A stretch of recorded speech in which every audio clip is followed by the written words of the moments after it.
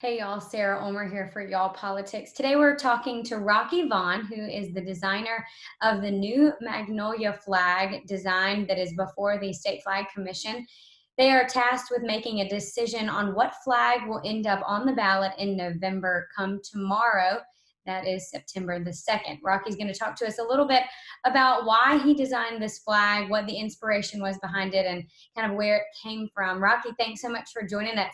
Tell us a little bit about why you felt the need to design a flag that could possibly be the new state flag of Mississippi. And so I was watching the news and something, I can't remember what it was, what incident, but racially charged as it seemed. And just like clockwork, the flag came up and all of that. So I'm like, that doesn't have to come up every time that something happens. It doesn't have to be an issue. Maybe if I could come up with something to show Mississippians that, hey, we can have a good looking flag, if we make it pleasing to the eyes and pretty, and it'll be easily accepted, And that's what it was. I started sketching, and the first thing I sketched for the Magnolia State was a magnolia. So that's it. So you're from Ackerman.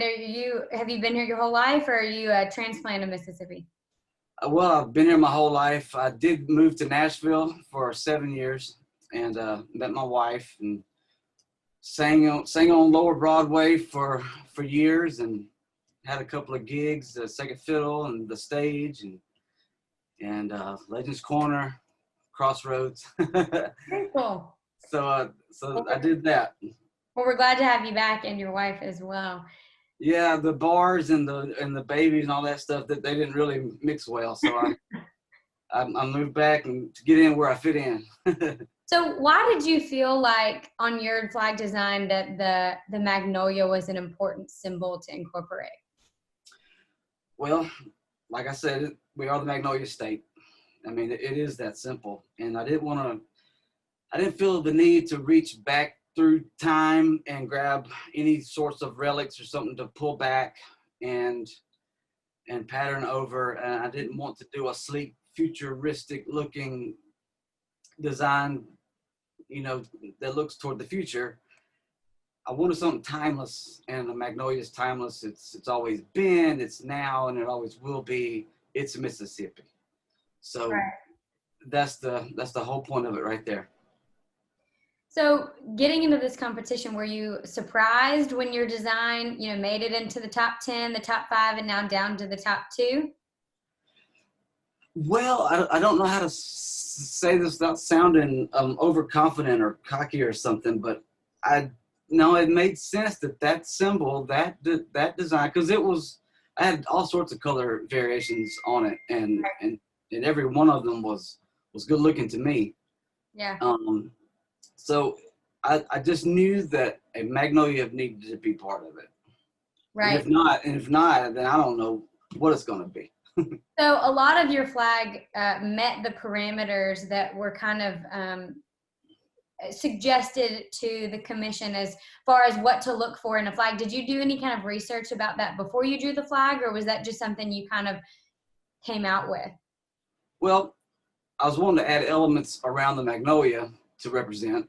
So that's where the 20 stars came in. And as soon as I did the design back in 2013, when I put my first one out there, and it got a lot of good feedback. So then I just started playing around with different colorations of that, and I kind of kept it simple, stupid. Just kept the magnolia, work around it, and so yeah, I did some research of the gold. I think they're saying that it represents cultural tradition or something like that, but the gold for me was our state's mineral.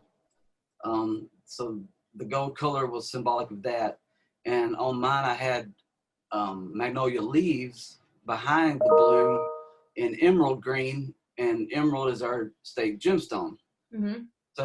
So I kept it like red, white, and blue primary, and then those two color accents with meaning. So that's it. There were a few changes I know that have been made since they added the extra star, the gold star, to represent the Native American nations. Yeah. And then obviously In God We Trust is on all of these flags now per the legislature. what are your thoughts on those changes? Well, I tried to come up with something to give nod to the Native Americans before us, and I just couldn't come up with something cool looking. I mean, I kept fumbling around with it, and I just couldn't come up with anything that looked pleasing, and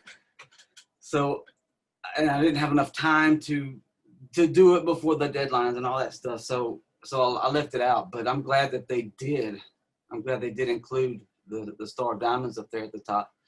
What was your other question about the? Just your thoughts on having "In God We Trust" on there. Was that Oh in yeah. your original design prior to 2013, or was that added in later per the legislature? Well, yeah. It was as soon as that it got out that the mandate that it must include these words. The first thing I did is come to my computer, reduce the stars, add the text to complete the circle, and and that's it. I mean, I'm fine with "In God We Trust."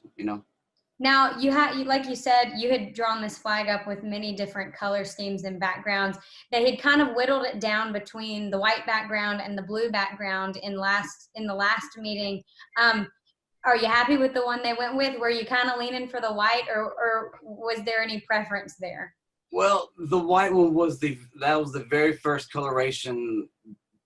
That was the first one. I mean, spitting image. The blue, the white, and the red, and then the magnolia with the hearts. I mean, the hearts, the stars, and that was all. That's been the 7-year long deal, and that's what's won this whole time through the hearts of the Mississippians. Like, I love this, and that was my mom's favorite, and the one that they chose was my dad's favorite. So Both of you yeah, are probably going to be happy either way. right. So what's the response been like as, your name has begun to circulate as part of the creation of this and this pretty historic moment in Mississippi's history? What's the response been that you've gotten from people? Love and support.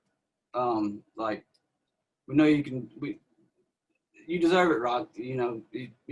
People that know me, I mean, they know my creativity, and it's always been like that my whole life, and and I'm nice to folks as much as I can. So I got a lot of love and friendship and stuff around me.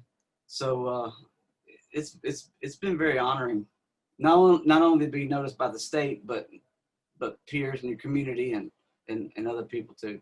Right.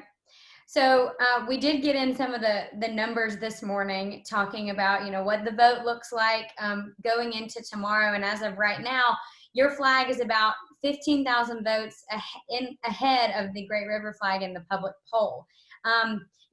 There's always a chance that the commission goes with a different flag. If they were to choose the Great River flag to go forward on the ballot in November, would you support it? How would you feel about that? Well, I'll be proud of Micah.